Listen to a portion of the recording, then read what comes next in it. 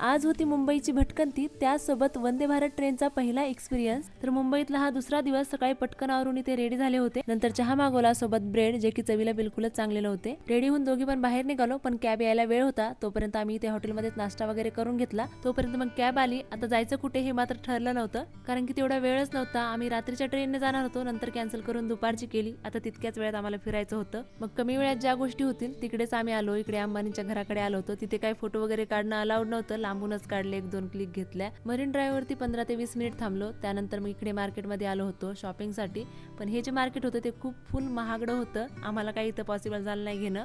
मी फक्त कानातले घेतले आणि एक ब्रासलेट घेतलं, यापेक्षा आपली परभणीच बरं म्हणलं, कारण की स्वस्तावाला जे मार्केट होतं ते काय आम्हाला माहिती नव्हतं। त्यानंतर आम्ही इकडे आलो CST ला। आता वंदे भारत ट्रेनचा टायमिंग दुपारी 1:20 होता, त्याच्यामुळे रात्रीचं कॅन्सल करून आम्ही दुपारी जायचं ठरवलं। आल्या सुरुवातीला वेलकम ड्रिंक म्हणून 2दा पाणी आलं आणि न्यूजपेपर आलेला, आणि आतमध्ये आलेल्या पूर्ण व्ह्यू जो आहे एखाद्या प्लेन मध्ये बसल्यासारखाच होता। क्लिनिंग पण तेवढीच होती छान। थोड्या वेळात दुपारचं जेवण आलं, वरण भात, सुकी भाजी, एक ग्रेव्हीची भाजी, चपात्या आणि दही। जेवण झालं की लगेच आईस्क्रीम, आणि 4 वाजताच्या स्नॅक्स मध्ये चिवडा, कॅरेमेल पॉपकॉर्न, फ्रुटी, कचोरी आणि चहाचं प्रीमिक्स। जेवणाची टेस्ट बरी होती, आणि प्रवासाच्या बाबतीत सांगायचं तर लांबचा प्रवास या ट्रेन मध्ये नकोच, आणि संध्याकाळच्या जेवणामध्ये परत तेच होतं जे दुपारी होतं। बाय।